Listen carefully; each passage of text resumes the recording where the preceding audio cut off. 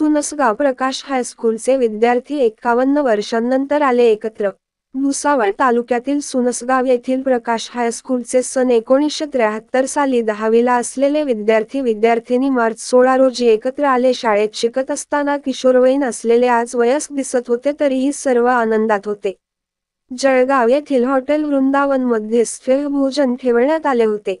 जितेंद्र काटे, दिव्य महाराष्ट्र न्यूज, सुनसगाव। माहिती सुख दुःख काय आणि प्रत्यक्ष भेटल्यानंतर, प्रत्यक्ष बोलल्यानंतर आपल्याला त्याच्याबद्दल आदर